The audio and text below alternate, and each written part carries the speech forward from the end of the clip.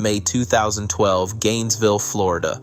The FBI storms a fossil dealer's home, chasing a dinosaur skeleton valued at $1.1 million, which Mongolian officials say was stolen from the Gobi Desert.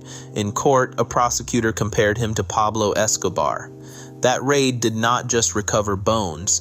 It cracked open a global scandal American museums hope you never hear about, because if national treasures went missing for decades, what else lies beneath their polished displays?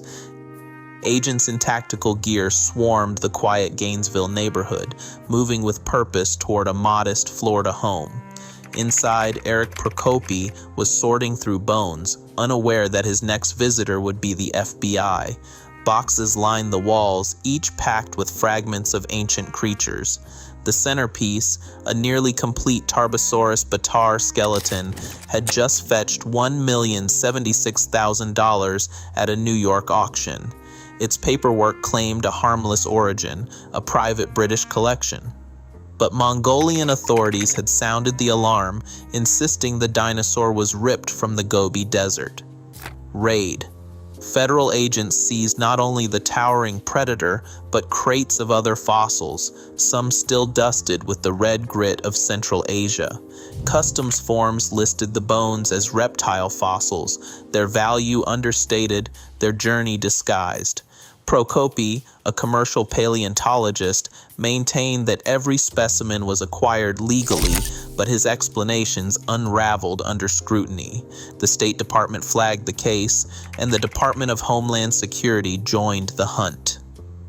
Evidence. The breakthrough did not come from paperwork, it came from the bones themselves. Forensic paleontologists studied the rocks still clinging to the fossils, the matrix.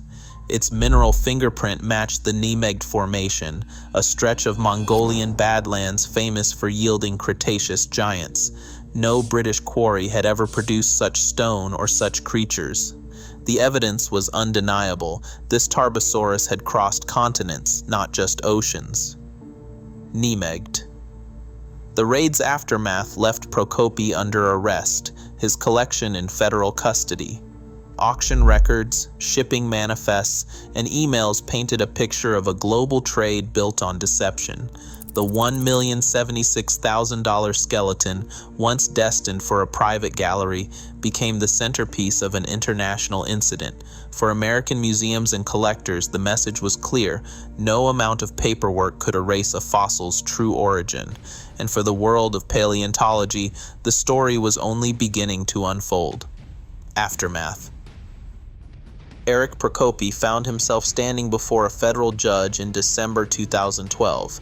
After months of fighting the charges, he pleaded guilty to smuggling the Tarbosaurus batar and at least 17 other dinosaur fossils from Mongolia and China. In court, he admitted he knew the fossils were illegally excavated and that he had doctored the import paperwork. The prosecution did not hold back. In a sentencing memo, they compared Prokopi to Pablo Escobar, saying he treated dinosaur fossils the same way a drug lord treats cocaine, trafficking ancient bones across borders for profit, regardless of the law. The consequences were swift. Prokopi received a 3-month prison sentence, a fine of $25,000, and was forced to forfeit everything in his fossil collection. The court ordered the return of all the smuggled specimens, including the $1 million Tarbosaurus. For Prokopi, years spent building a reputation as a commercial paleontologist ended with a criminal record and the loss of everything he had tried to hide. 6 months later, the United States government staged a rare ceremony at the United Nations headquarters in New York. On a June afternoon in 2013, diplomats and scientists gathered as the Tarbosaurus skeleton, along with more than 18 other fossils, was formally handed back to Mongolia. The Mongolian president called it the return of a national treasure stolen by criminals. An official from United States Immigration and Customs Enforcement made the point clear: these fossils belong to the people of Mongolia, not to any private collector or gallery. The message echoed far beyond the courtroom and the United Nations stage. The world had watched as a $1 million dinosaur became evidence in a smuggling case, then a symbol of international justice.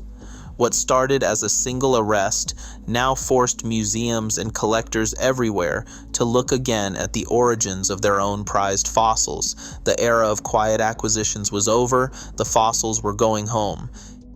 In the aftermath of courtroom drama and high-profile fossil returns, the spotlight turned to the institutions that had built their reputation on spectacular dinosaur displays.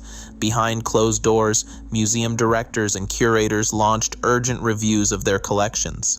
In 2013, the American Museum of Natural History initiated an internal audit, combing through decades of acquisition records tied to Mongolian and Chinese specimens.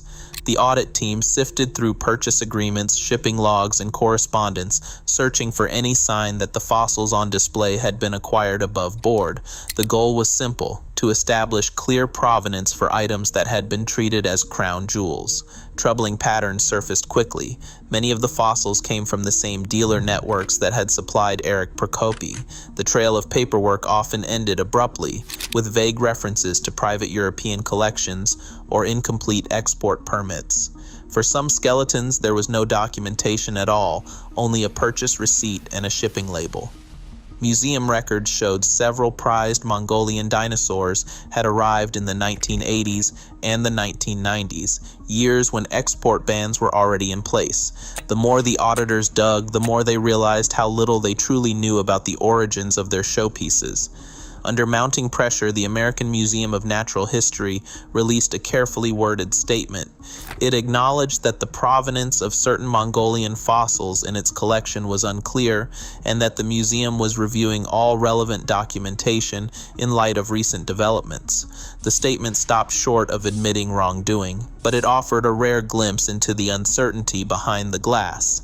A director speaking on background said the museum had relied on paperwork provided by established dealers, and that in hindsight, more questions should have been asked. Those revelations rippled through the museum world. Other institutions quietly began their own audits, and many discovered they too had fossils purchased from the same shadowy network. The era of no questions asked acquisitions was coming to an end, replaced by a new era of scrutiny and uncomfortable questions about what had been sitting in museum halls for decades. Museum corridors grew tense as directors weighed the fallout from their own internal audits. Instead of press releases or public ceremonies, most opted for a different approach, quietly removing the fossils, boxing them up, and shipping them overseas. In 2015, the Smithsonian took down a feathered dinosaur from its gallery, packed it away, and sent it back to Beijing with no fanfare. The specimen disappeared from the display overnight, replaced by a simple placard about ongoing research. No press conference, no photographs, just a silent subtraction from the collection. This was not an isolated case. Over the next decade, institutions across the United States and Europe arranged for the return of more than 30 major dinosaur specimens to China and Mongolia. Each shipment was handled with the utmost discretion. Deaccession records, if they existed at all, were buried deep in board minutes or filed under routine collection management. Shipping manifests listed the fossils as museum property returned for cultural reasons. Dates came and went without public acknowledgement.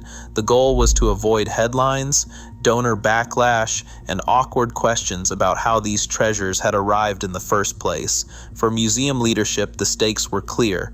Admitting that prize skeletons were acquired through questionable channels risked reputations built over decades.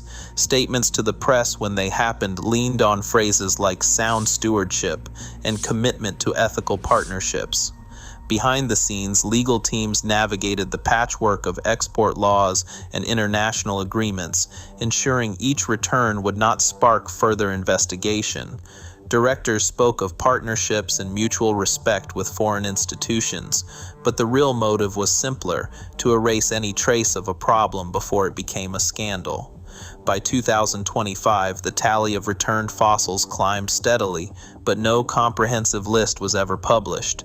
The public, for the most part, remained unaware that the dinosaur halls they had visited as children looked different now, not because of scientific progress, but because of a quiet reckoning managed out of sight and off the record. Bulldozers became the new fossil hunters in China's race to urbanize. In provinces like Liaoning, Inner Mongolia, and Xinjiang, construction crews worked around the clock, pouring concrete for highways, subway tunnels, and apartment towers. Every week, thousands of new buildings rose out of the ground, sometimes right on top of ancient bone beds. Workers with no training in paleontology found themselves face to face with fossils that had lain undisturbed for over 60 million years. Some discoveries happened by accident, a backhoe scraping away soil to reveal the outline of a dinosaur skull or a cluster of delicate feathers trapped in stone. The pace of discovery accelerated beyond anything seen before.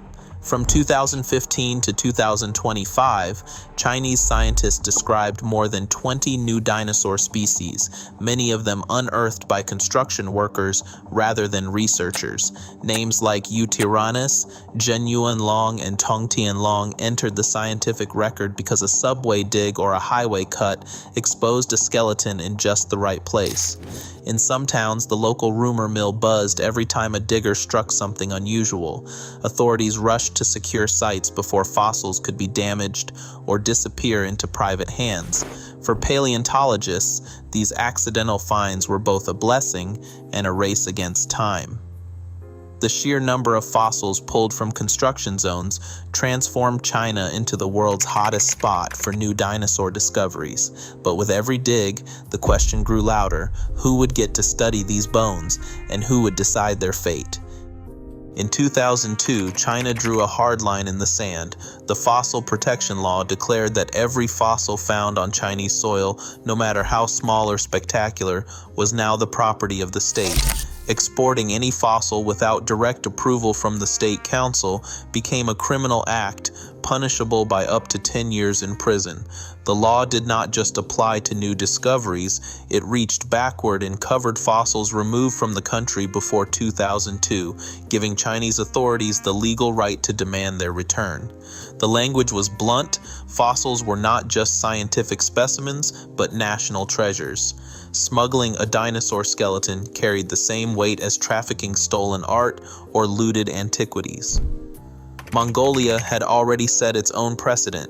Since 1924, its statutes defined all fossils as state property, with the 2001 amendment tightening the rules after a surge in illicit exports. Foreign researchers could study fossils, but only with government permission, and never for private sale. Policy drafters in both countries describe these measures as essential to protecting their heritage from organized international theft. The statutes made it clear the age of open fossil markets was over. For museums and collectors abroad, the risk calculation had changed overnight. A single misstep now meant not just losing a prized skeleton, but facing criminal charges and public disgrace. The legal walls were up, and the stakes had never been higher. A single dinosaur skeleton, once sold for $50,000 at auction, now commands up to $8 million on the black market. The crackdown on legal exports has not stopped the trade, it has only driven prices higher. Fossils plucked from the Gobi Desert or the construction sites of Inner Mongolia are bundled into shipping crates, relabeled as stone carvings or reptile fossils, and routed through Hong Kong. From there, they vanish into a global web of private collectors, some with the means to outbid museums and governments alike. In 2020, an Allosaurus skeleton fetched $3.2 million at a Sotheby's auction in Hong Kong, the buyer's identity shielded by layers of intermediaries. Interpol now estimates that more than 200 major dinosaur specimens have disappeared into private hands, locked away in vaults, penthouses, or the basements of tech billionaires and oil magnates. For scientists, each lost fossil means a chapter of Earth's history is sealed off, possibly forever. The market thrives on secrecy and speed, rewarding anyone willing to move fossils across borders and out of view. The result is a shadow economy where the rarest dinosaurs are worth more than gold, and the winners are the ones who can keep their collections hidden. requests for access now hit a wall of new requirements. Western paleontologists applying to study Chinese fossils must agree to strict co-authorship rules. Every paper, no matter how minor the foreign contribution, must include Chinese scientists as lead authors. In some cases, Western names disappear from final publications altogether. A 2024 investigation in the journal Nature found that nearly 30% of Chinese dinosaur research papers had Western collaborators removed from the author list before publication. Frustration simmers in academic circles as years of fieldwork and analysis are erased with a single editorial decision. Even world-famous museums face barriers. When the American Museum of Natural History requested a short-term loan of a Microraptor specimen, one of the most important feathered dinosaurs ever found, officials in Beijing denied the request without explanation. The fossil remained locked in a Chinese collection, inaccessible to outside researchers. These denials are not isolated incidents. They are part of a broader pattern. Chinese institutions hold the keys to the world's richest fossil beds and use access as leverage, offering collaboration only on their terms. For scientists in the United States and Europe, the message is clear. The fossils are out of reach unless you play by rules set half a world away. The rules for who owns the past have never been clear, and the next decade promises even more uncertainty. UNESCO's 1970 convention was meant to protect cultural treasures, but it never settled whether a 66-million-year-old fossil counts as heritage or just a rock. With no global agreement, every country draws its own line in the sand. China's fossil protection laws now wall off the world's richest dinosaur beds, and Mongolia's statutes reach back a century. Meanwhile, Western museums face a stark choice: keep displays that could be recalled at any moment, or empty their halls and risk losing public trust. Forecasts suggest China could name 1,000 new dinosaur species by 2030, most locked away from international study. For young paleontologists in the West, this means researching from photographs, not from bones. Careers are stunted before they begin, and the next wave of discoveries will be published in journals they may never read by teams they will never join. The future of paleontology is quietly splitting along national lines with no referee in sight. Today, over 70% of China's most significant dinosaur fossils are off limits to outside researchers, and black market prices have soared past $5 million per skeleton. As scientific access shrinks behind national borders, the story of our planet's past is being rewritten by geopolitics, not evidence. What does science lose when knowledge is locked away?